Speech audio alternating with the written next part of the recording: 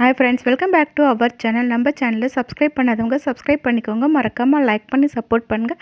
நாளைக்கான ப்ரோமோவில் என்ன நடக்குது பார்த்தீங்கன்னா, அபிராமி தீபா கிட்ட நீ கவலைப்படாதம்மா, நீ ஆசைப்பட்ட மாதிரியே உன்னோட கல்யாணத்தை கிராண்டாக பத்திரிக்கை அடித்து பந்தக்கால் நட்டு சூப்பராக பண்ணிடலாம் அப்படின்னு சொல்லிட்டு கார்த்திக்கிட்டேயும் கேட்பாங்க.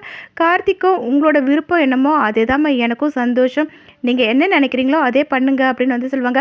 அதை கேட்ட தீபா எல்லாருமே ரொம்பவே சந்தோஷப்படுவாங்க. அப்போ அபிராமி திரும்பவும் தர்மலிங்கம் கிட்ட, சம்மந்தி நீங்கள் என்ன பண்ணுறீங்கன்னா, நம்ம கல்யாணத்துக்கான முகூர்த்த நாள் எந்த நாள் நல்லா இருக்குன்றத எல்லாத்தையும் நீங்கள் ஜோஷியர்கிட்ட கேட்டுட்டு சொல்லுங்கள் அப்படின்வாங்க. அது கேட்ட தர்மலிங்கமும் சரின்னு சொல்லிட்டு 2 பேருக்குமே மனசு ரொம்ப கஷ்டமாக இருக்கும்.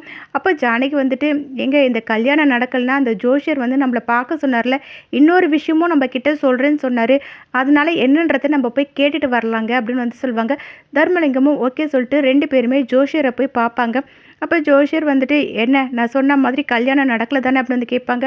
தர்மலிங்கமும் ஆமாம் ஜோஷியர், நீங்கள் சொன்ன மாதிரி நடக்கவே இல்லை. சரி, என் பொண்ணோட கல்யாணம் இன்னொரு நாள் நடக்கிறதுக்கான வாய்ப்பு இருக்கா? அவளோட தாலி அவள் கழுத்தில் ஏறுமா அப்படின்னு கேட்பாங்க. அதை கேட்ட ஜோஷி, நான் தான் உங்ககிட்ட சொன்னல, உங்கள் பொண்ணு கழுத்தில் தாலி ஏறுறதுக்கு வாய்ப்பு கிடையாது, ஏன்னா அதில் தான் அந்த உயிரே இருக்குது. உங்கள் பொண்ணு கழுத்தில் தாலி ஏறிச்சுன்னா அவங்க மாமியார் உயிருக்கு ஆபத்து அப்படின்னு சொல்லுவாங்க. அதை கேட்ட தர்மலிங்கம் ஜானகி ரொம்பவே கஷ்டப்பட்டுட்டு, என்ன பண்ணுறது ஜோஷியர், இதுக்கு எதனா பரிகாரம் இருக்கா சொல்லுங்க அப்படின்னு கேட்பாங்க. அதை கேட்ட ஜோஷியரும், பரிகாரம் இருந்தால் நான் உங்ககிட்ட சொல்லியிருக்க மாட்டேன்னா, இதுக்கு வேற வழியே கிடையாது. உங்கள் பொண்ணு கழுத்தில் தாலி ஏறிச்சுன்னா அவங்க அத்தை உயிருக்கு ஆபத்தாயிடும்.